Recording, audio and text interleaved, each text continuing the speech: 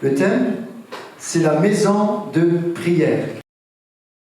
Voilà le thème de mon message, maison de prière. Alors, j'avais une fois à cœur, dans la prière, comme si je me promenais dans une maison, dans différentes pièces, avec le jardin, et faire des parallèles avec la parole de Dieu. Puis j'ai laissé germer ça, et puis j'ai commencé à mettre un peu sur papier, et voilà aujourd'hui ce qu'il en sort, par sa grâce. Alors, nous allons ensemble construire une maison, bâtir et se promener à l'intérieur et équiper cette maison.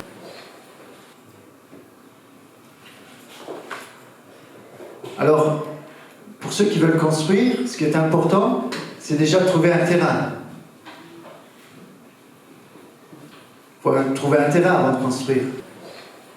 Ensuite, on va devoir élaborer des plans. Et ensuite, la construction.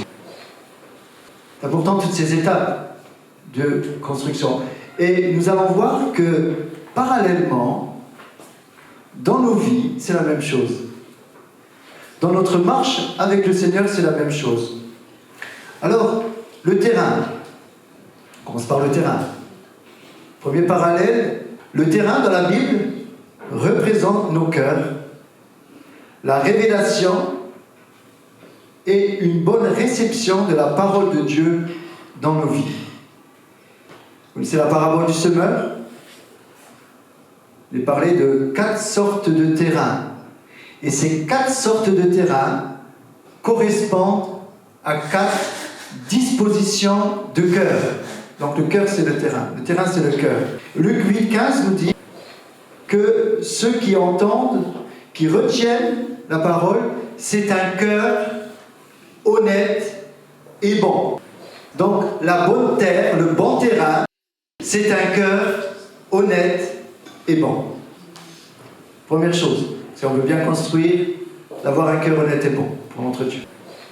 Ensuite, nous allons élaborer les plans. Alors, la première étape, c'est de faire confiance à celui qui a conçu le plan. Lorsqu'on va construire, l'architecte, on ne peut pas le lâcher en cours de route. Il faut le suivre maintenant. Bon, il y a une petite chose qu'on peut voir, mais il faut suivre le plan, sinon ça ne va pas fonctionner. Les maçons, les entreprises doivent suivre les plans.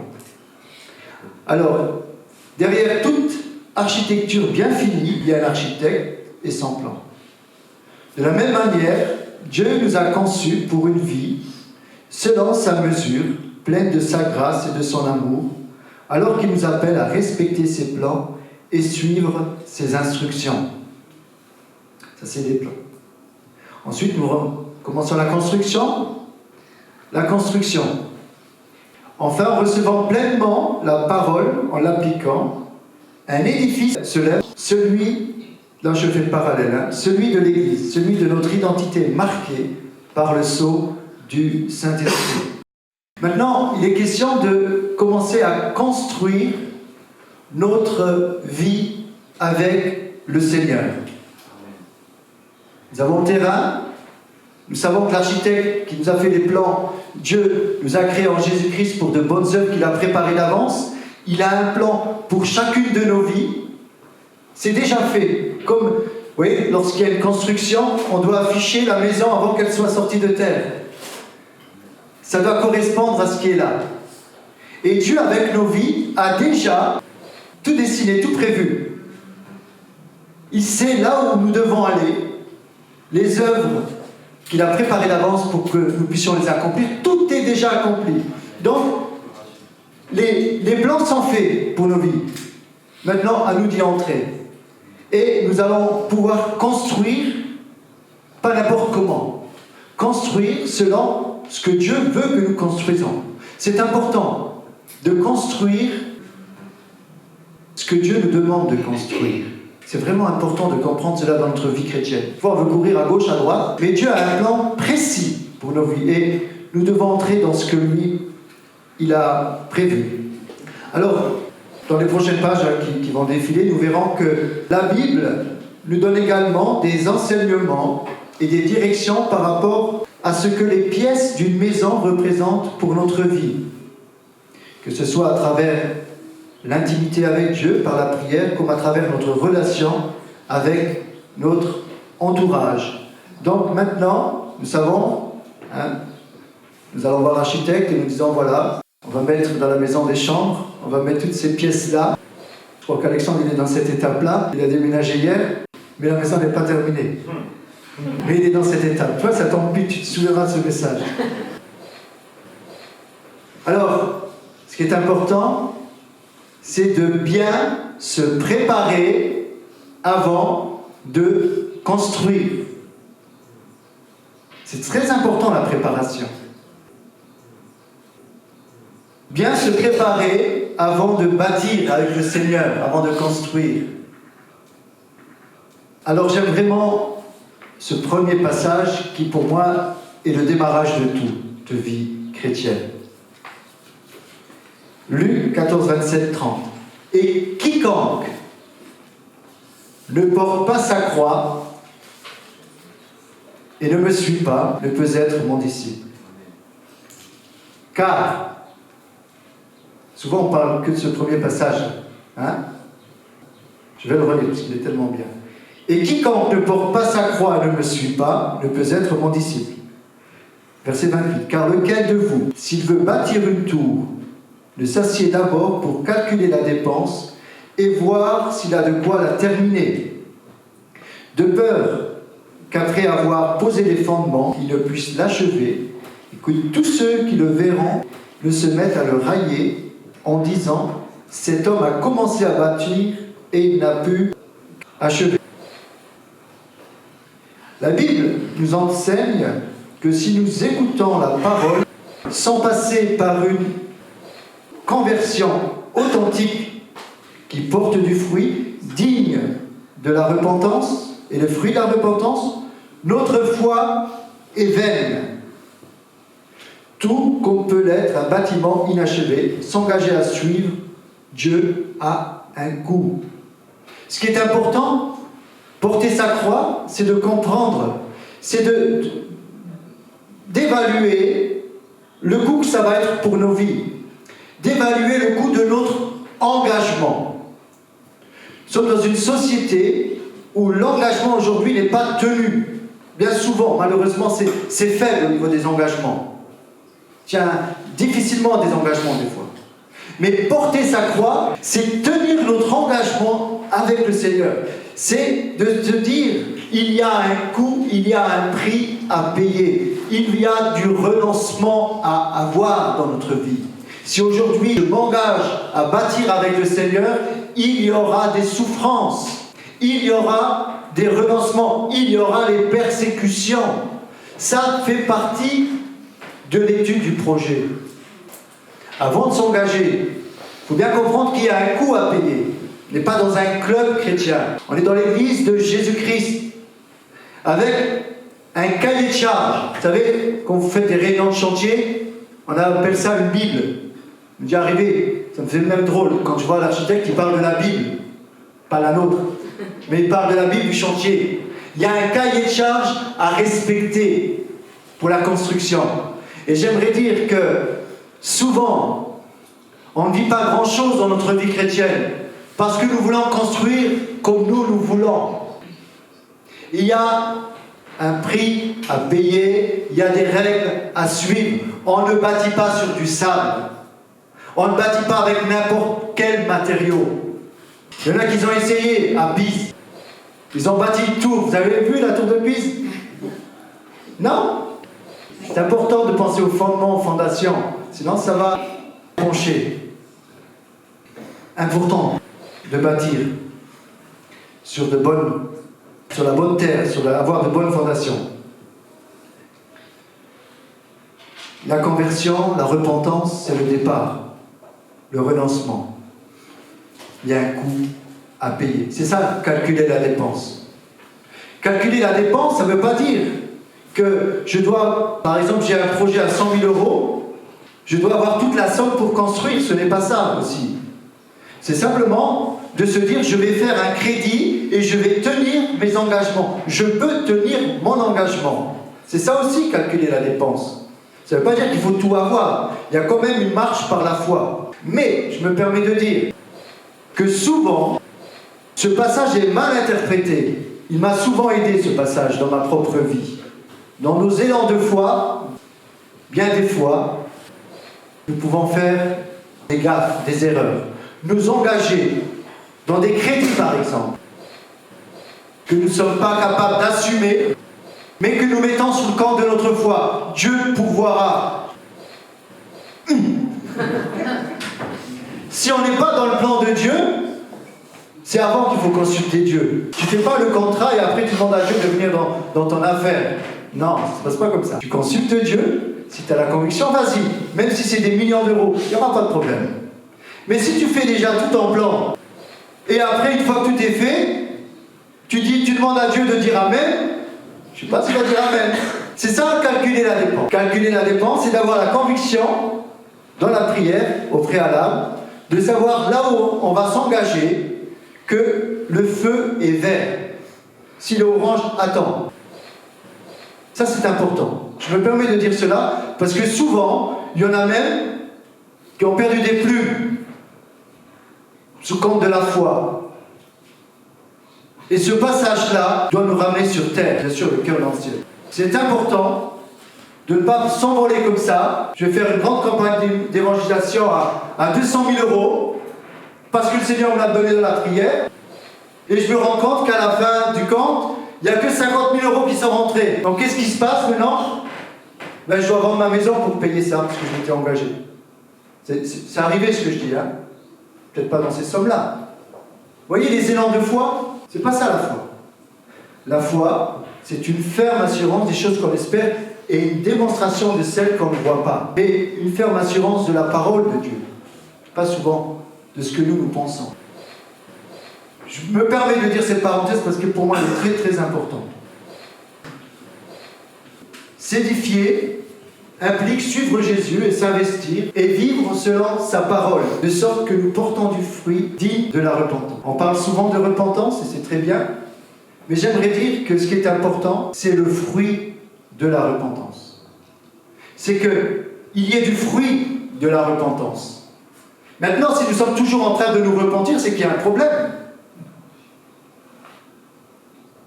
Quand je dis qu'ils sont toujours en train de nous repentir, c'est que nous n'arrivons pas à prendre la victoire. Mais normalement, il arrive un moment où il faut arrêter de se repentir dans certains points, dans certains domaines, et passer à autre chose. Et il faut qu'il y ait le fruit qui pousse. Hein? Repentez-vous, bien sûr. Mais une fois que tu t'es repenti de ton péché, passe à autre chose. Ne reste pas à te repentir toujours. Il faut passer outre. Avancer avec sa grâce et prendre des victoires. Mais la repentance, ce n'est pas une seule fois quand on se convertit. Je dirais toute notre vie chrétienne doit être jalonnée de repentance. Amen. Vous êtes d'accord? Merci. Que Dieu vous bénisse. Amen. On y va? Allez, on va aller plus loin. Alors, l'homme qui a bâti sa maison sur le roc. Donc, si vous voulez bien bâtir, il faut savoir ce qu'il y a en dessous. Vous savez, dans notre région, là, il y a des maisons qui sont de grandes fissures. Vous savez pourquoi? Parce qu'en dessous, il y a des mines. Il y a des galeries, du côté de Moutier, dans les coins là-haut. Forbach aussi? Oui, là-haut. Ouais, vous voyez? Parce qu'en dessous, il y a des trous. Vous pouvez construire sur un rocher. Alors, quand la Bible parle de bâtir sur le roc, ça veut dire quoi? Allez, à chaud, ça. Alors, pour ceux qui... Voilà. Donc, mettre en pratique la parole de Dieu. Bâtir sur le roc, c'est quoi? Avoir une bonne fondation. Ouais, et avoir de bonnes fondations, c'est quoi? Avoir une bonne foi. Avoir une bonne foi, ouais. Bâtir sur Christ. C'est tout simplement ce que le Seigneur nous dit de le faire. C'est ça, bâtir sur le roc. C'est de bâtir sur ce qu'il a dit. De mettre en pratique sa parole. C'est ça, bâtir sur le roc. C'est de mettre en pratique sa parole. Matthieu 7, 24, 26, c'est pourquoi quiconque entend ces paroles que je dis et les met en pratique, voilà, sera semblable à un homme prudent qui a bâti sa maison sur le roc. La pluie est tombée, les torrents sont venus, les vents ont soufflé et se sont jetés contre cette maison. Elle n'est point tombée parce qu'elle était fondée sur le roc. Mais quiconque entend ces paroles que je dis et ne les met pas en pratique sera semblable à un homme insensé qui a bâti sa maison sur le sable. Vous voyez? Sur le roc, on met en pratique. Celui qui ne met pas en pratique, il bâtit sur le sable. Mettre en pratique la parole de Dieu implique que nous nous tenons fermes dans notre engagement avec Dieu. Être ancré dans la parole de Dieu est une nécessité pour ne pas tomber. Combien de temps passons-nous dans la lecture de la parole de Dieu? Tellement occupés. La foi vient de ce qu'on entend. Ce qu'on entend vient de la parole de Dieu. Si nous ne méditons pas la parole de Dieu, si nous passons peu de temps dans la parole de Dieu, je dirais, comment voulez-vous que notre foi grandisse? C'est important de comprendre que sans la lecture, sans la méditation de la parole de Dieu, nous ne pourrons pas vraiment décoller. Nous avons besoin de lire la parole. Des fois, il y a des pièges, vous savez, ce sont lesquels? On fait des œuvres pour Dieu, on fait tellement de choses pour Dieu qu'on n'a plus beaucoup de temps pour prier ou pour lire la parole de Dieu. Moi, je crois que c'est un piège. Tu peux faire toutes les œuvres que tu veux, mais il me semble que la priorité, c'est d'être en relation avec ton Dieu dans la prière et dans l'étude de la parole de Dieu. Ça, pour moi, c'est la base, c'est les deux jambes. La prière et l'étude de la parole, c'est les deux jambes du chrétien. Tenir ferme dans notre engagement avec Dieu, ça c'est important. Alors maintenant, on va aller plus loin. Quand on construit, on pense à l'avenir, qu'un jour on aura des enfants, on pense à toutes ces choses-là. Et voilà, les chambres se remplissent de biens précieux. La crainte de l'Éternel, c'est la confiance respectueuse. Proverbe 24, 3, 4 nous dit: c'est par la sagesse qu'une maison s'élève et par l'intelligence qu'elle s'affermit. C'est par la science que les chambres se remplissent de tous les biens précieux et agréables. Tous ceux qui observent les commandements de Dieu ont une intelligence saine. La crainte de l'Éternel est le commencement de la sagesse. Psaume 111, 10. C'est avec une confiance respectueuse envers Dieu que nous gagnons en maturité et que notre cœur se remplit des richesses données par Dieu. Une confiance respectueuse et la crainte de l'Éternel nous amènent à une intelligence saine et une sagesse qui nous enrichit. C'est par la sagesse qu'une maison s'élève. Par la sagesse. Et le commencement de la sagesse, puisqu'il y a un commencement, le commencement de la sagesse, c'est la crainte de l'Éternel. Confiance respectueuse. Je pense que ce côté crainte de l'Éternel, on oublie un peu des fois. Dieu est 3 fois saint. Vous savez, quand on rentre dans ce lieu, Dieu est au milieu de nous. Le sujet de conversation doit être, je dirais, trié. Je dirais même notre façon d'être, notre façon de nous comporter, notre façon de nous préparer. Nous venons dans sa présence. La crainte de l'Éternel. Aujourd'hui, on oublie ce côté crainte. Lisez l'Ancienne Alliance, l'Ancien Testament. Quand on voit un petit peu, quand on s'approchait du temple, lisez, je ne veux pas trop m'égarer, mais je pense que c'est important. Je vais lancer un pavé dans la main, mais ce n'est pas grave. La tenue vestimentaire également. Pour les femmes, décente. Pour les hommes, je ne dis pas qu'il faut mettre la cravate, mais on se fait propre. Amen. Vous savez, c'est important tout cela. J'ai vraiment senti la présence de Dieu tout à l'heure. À un moment, j'ai senti vraiment la grâce de Dieu au milieu de nous. Mais Dieu nous voit. Il nous voit aussi comme on est habillé. Excusez-moi, mais je me permets de le dire. Le peuple d'Israël, dans le désert, les excréments, ils devaient être recouverts par le sable, avec une petite pelle. C'est important ce détail, il va toujours marquer. Nous avons un Dieu saint. Vous savez, la sainteté appelle l'onction. La pureté, la propreté appelle l'onction. C'est important, hein? Est-ce qu'on veut vraiment que Dieu ait toute la place dans nos vies?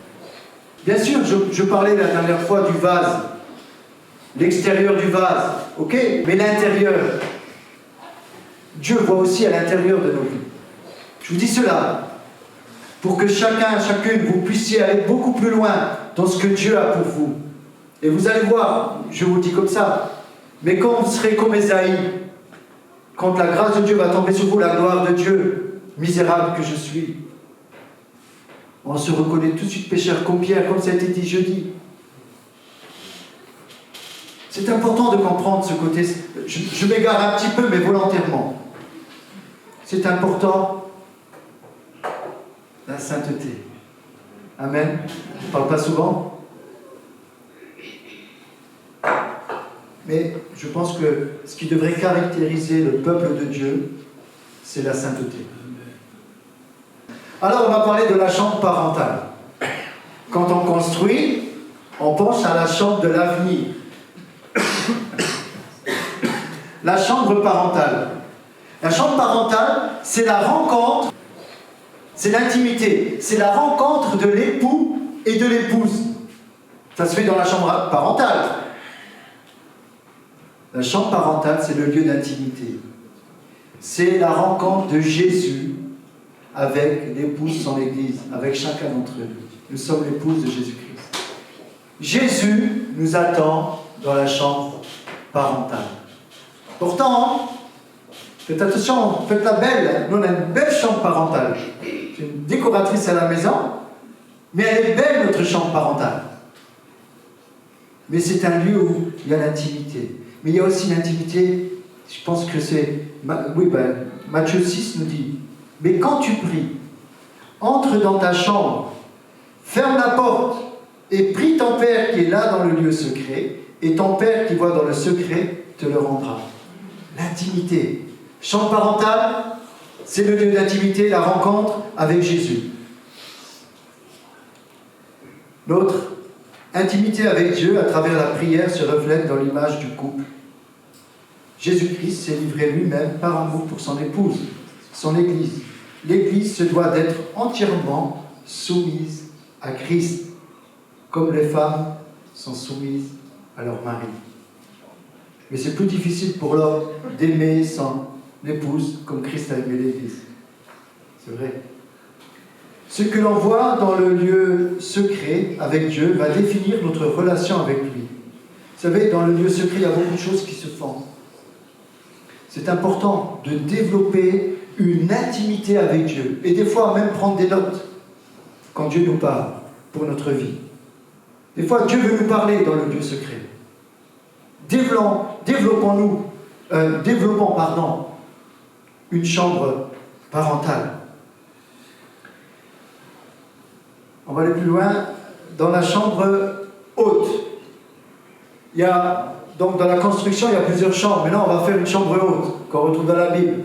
La chambre haute, c'est la rencontre avec le Saint-Esprit.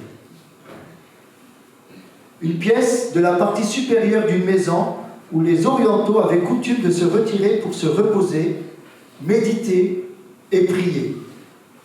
Est-ce que tu as dans ta maison une chambre haute? C'est important. Acte 2, 1, 4. Pardon. Le jour de la Pentecôte, ils étaient tous ensemble dans le même lieu. Tout d'un coup, il vint du ciel un bruit comme celui d'un vent impétueux, et il remplit toute la maison où ils étaient assis.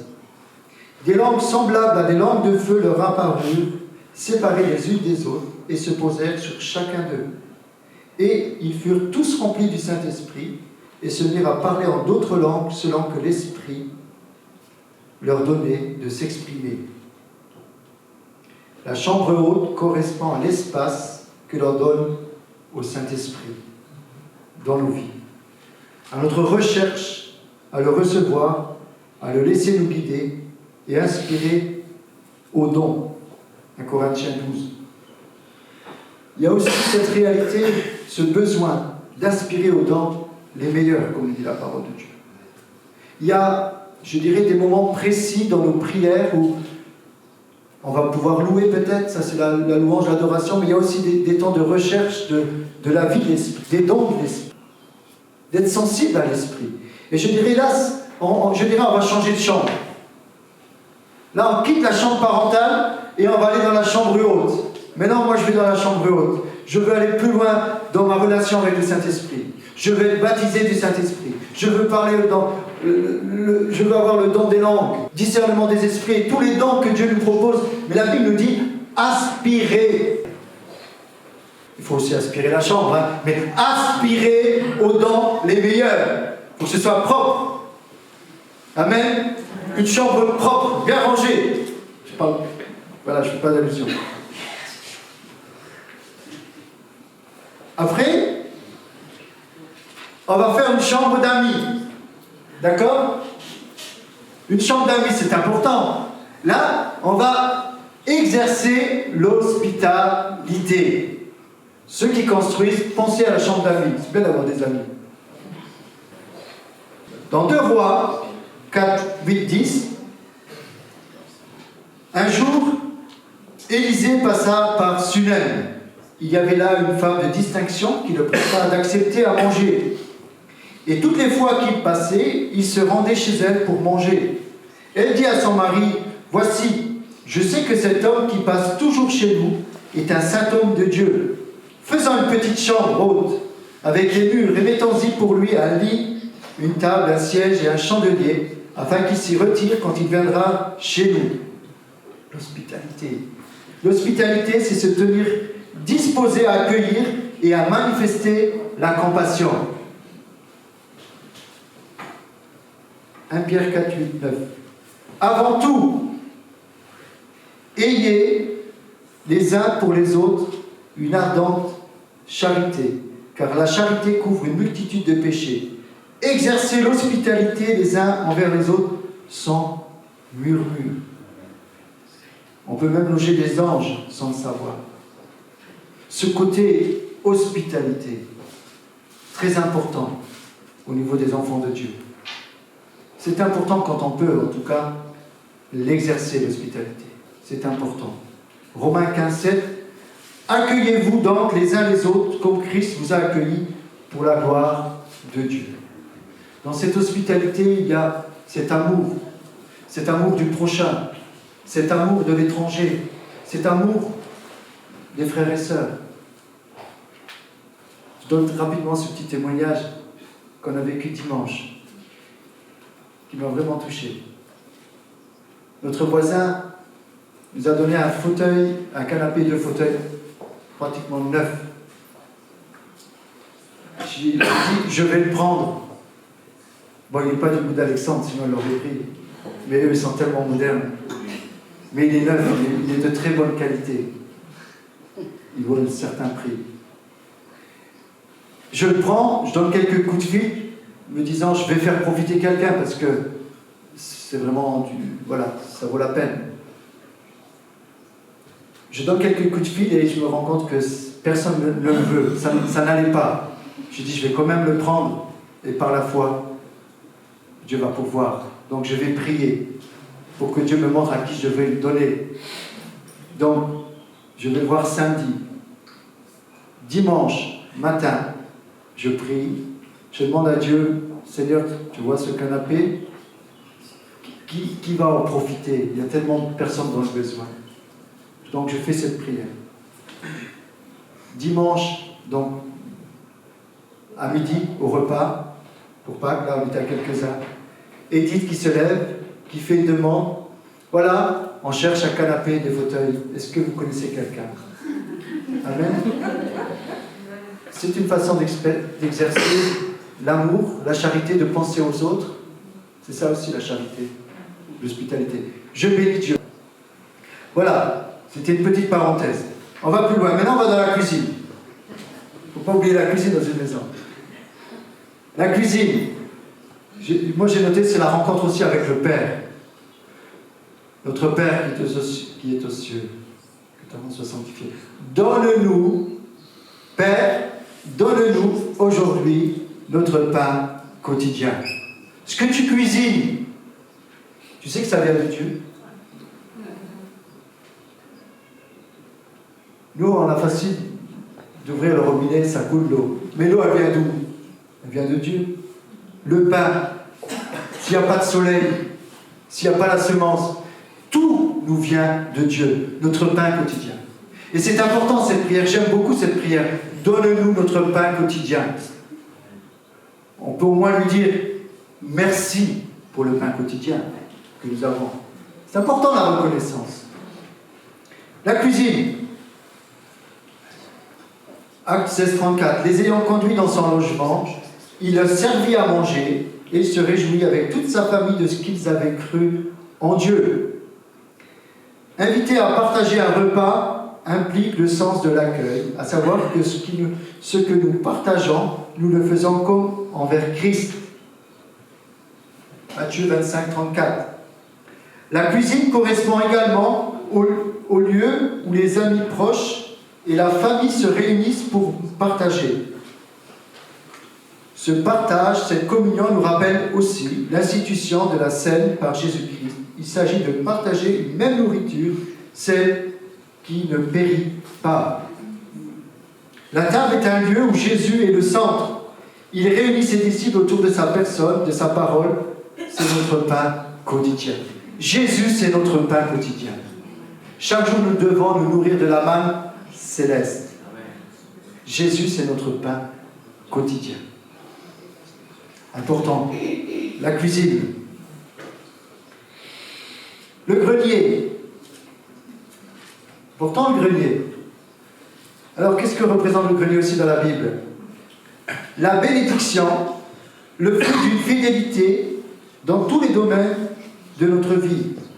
Proverbe 3, 9, 10. Honore l'Éternel avec tes biens et avec les prémices de tout ton revenu. Alors, tes greniers seront remplis d'abondance et tes cuves regorgeront de mou. La Bible nous dit que celui qui cultive son champ est rassasié de pain. Il récolte le fruit de son travail, contrairement à celui qui poursuit des choses vaines. Proverbe 12, 11. Nous sommes également appelés à travailler pour une nourriture qui ne périt pas. Le grenier correspond à la fois aux fruits de notre travail et toutes sortes de grâces dont Dieu nous donne en abondance. 2 Corinthiens 9, 8. Et Dieu peut vous combler de toutes sortes de grâces, afin que, possédant toujours en toutes choses de quoi satisfaire à tous vos besoins, vous ayez encore en abondance pour toute bonne œuvre. Alors, il y a un sujet, et je crois que c'est la même chose avec le pasteur, toujours difficulté de parler des finances. En tout cas, moi, honore l'Éternel avec tes biens et avec les prémices de tout ton revenu, alors tes greniers seront remplis d'abondance. Souvent, les gens pensent qu'on cherche l'argent, tout ça, et on est... Bref. Dieu n'a pas besoin de nous, mais ce que nous donnons avec le cœur, Dieu le démultiplie. C'est important de comprendre que ce que nous donnons à Dieu, Dieu nous le rend somptueux. Combien nous avons été bénis avec mon épouse? Combien encore nous sommes bénis? Et bien souvent, le peu que nous avions, nous essayons de le faire partager, et Dieu le fait fructifier. Je pourrais vous en donner des témoignages. Je me rappelle une fois, c'était un miracle, on construisait notre maison. C'était vraiment pas facile. On fait un client un homme exceptionnel. À la fin du chantier, le client, Mario m'appelle, on a tous les deux un chèque de 2000 €. Il nous fait un cadeau comme ça, parce qu'il était content de nous. 2 000 euros. Vous savez, quand vous êtes dans le rouge, ça fait beaucoup. Hein. Mais on a toujours été fidèles dans nos engagements. Je pourrais vous en donner des témoignages. Mais c'est simplement que sur ce sujet-là, des fois les gens ne comprennent pas. On n'a pas besoin. Dieu n'a pas besoin de notre argent. L'or et l'argent lui appartiennent. Mais il y a des lois spirituelles. Il y a des principes spirituels à respecter. Et si nous respectons ces lois spirituelles, nous allons vraiment grandir dans ce que Dieu va nous confier. Amen. Je ne veux pas trop m'éloigner, mais je lance quand même des petites directions là, à réfléchir. Mais vous pourrez souligner en rouge ce qui vous touche le plus. Hein. Alors maintenant, je vais parler de la salle de bain. Parce que dans une maison sans salle de bain, ça ne va pas. Hein? Il y a des hommes qui passent plus de temps que les femmes dans la salle de bain. Là, je vise mon fils parce qu'il est dans la construction, il est en face de moi. Et pour pas qu'il y ait des problèmes de couple, j'essaie de lui faire comprendre qu'il doit laisser aussi du temps à sa femme dans la salle de bain. C'est important, non? Dans une salle de bain, c'est important dans une maison. Mais nous étions 10 à la maison, dans un appartement, là où on habitait. On avait une salle de bain, on était 10. Je vous laisse imaginer. On passait à 2 ou 3 dans la mémoire. Aujourd'hui, on a le privilège d'avoir une belle salle de bain. On n'a même pas le temps de se laver des fois, on fait vite fait, hein. Alors, la salle de bain, quoi vous fait penser la salle de bain? À l'intimité. À quoi l'intimité? Aussi. À la pureté. Maquillage. Mais c'est vrai, c'est juste. Pas forcément. Non, mais moi je pense à ça. Moi je pense à ça. Moi, la salle de bain, les femmes, elles doivent prendre du temps pour se faire belles, hein. Un petit peu de lac, un petit peu de... Bon, je ne peux pas trop m'aventurer dans ça. Mais dans la Bible, il parle de la salle de bain pour les femmes. Il est question... Ça ne vous fait pas penser au livre d'Esther? Esther? Dans le livre d'Esther, le roi Cyrus fit réunir toutes les jeunes femmes dessus. Il en choisit une pour en faire sa reine. Celles qui sont sélectionnées doivent suivre des prescriptions précises, notamment liées à la purification. Vous lirez plus en détail. Esther 2, 8, 12. Ces passages annoncent une réalité spirituelle propre à tout chrétienne pour apparaître devant le roi des rois. Le processus de purification est nécessaire. En omettant de nous laisser transformer et renouveler par l'Esprit Saint, nous ne pouvons qu'être des hôtes impropres dans notre maison. Cette étape est donc primordiale. La sanctification. Se faire belle, se faire beau pour rencontrer le roi Assuérus. Au-delà du roi Assuérus, bientôt, nous rencontrerons notre roi. Amen. Nous devons nous préparer. Quand on est invité à un bel événement, on se fait tout beau, tout propre. Allez à un mariage, tout ça, la première chose que vous pensez, c'est je vais prendre un bon bain. Ou une douche. Je vais bien me maquiller. Et moi, je parle pour les femmes. Je vais me faire beau, belle pour l'événement. Mais spirituellement, il y a aussi un parallèle. Nous devons nous préparer, nous parfumer pour la rencontre avec notre roi.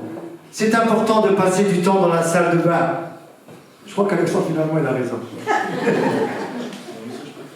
Il nous sauva non sur le principe d'œuvre accomplie en justice que nous eussions faite, mais selon sa propre miséricorde, par le lavage de la régénération et le renouvellement de l'Esprit Saint. Être régénéré et renouvelé par l'Esprit Saint nous amène à vivre dans la sanctification. Retenons, salle de bain, sanctification. Amen. Salle de bain, sanctification. Alors, maintenant, ce qui est important, là je m'adresse plus aux hommes, hein, nous on aime le jardin, on aime l'extérieur. Moi j'ai fait un contrat avec mon épouse, elle s'occupe de l'intérieur et moi de l'extérieur. Je suis tranquille dehors. Dis-moi, je suis tranquille. je peux faire ce que je veux, quoi. Pas dans la maison, dans la décoration, parce que chacun a son rôle. Ça va, on fait comme ça. Et encore. Moi, j'aime planter des arbres qui ont... Allez, je vais la ressortir encore une fois. Ces arbres qui ont un symbolique. Allez. Oui, il y en a plusieurs. Dites des arbres qui ont des symboliques. L'olivier, le figuier, la vigne, l'amandier. Ben, ces quatre-là, je les ai plantés. Et on va y revenir. C'est bien. Mais il y a le blé aussi qui me plaît. Et un jour, donc j'ai planté tous ces arbres. Et un jour, je dis à ma femme, parce que des fois, je donnais des graines aux oiseaux. Et à un endroit, il y a un blé qui est sorti. Je dis, wow, c'est beau. Et puis après, on voit l'évolution. Et je dis à ma femme, je planterais bien près... Devant la maison, précise. Mais je disais, voilà, près de la fenêtre, à l'entrée, je mettrais bien du blé là. Je trouve que c'est beau, c'est symbolique, ça nous parle de la Bible. Moi, c'est un petit peu à rigoler, et d'autres aussi, je ne les citerai pas. Donc finalement, je me suis soumis, j'ai écouté, j'ai dit, bon, c'est vrai, bon, on partage à deux la maison, hein, on passe ensemble. Peu de temps après, il y a un pigeon, s'est trompé de route, il a foncé dans le carreau, il a régurgité quelque chose. Je me dis, t'as vu, c'est sale. On a nettoyé comme ça, vite fait. Et peu de temps après, on voit, près de ma fenêtre, là où je voulais planter le blé, pousser de l'herbe. Et après cette herbe, on s'est rendu compte que c'était du blé. Donc, il y avait du blé là où je voulais le planter, et c'est Dieu qui l'a planté. Ça ne m'a pas empêché de l'arracher. Ça, c'était le clin d'œil de Dieu. Mais là, j'étais fier. Dieu qui est avec moi.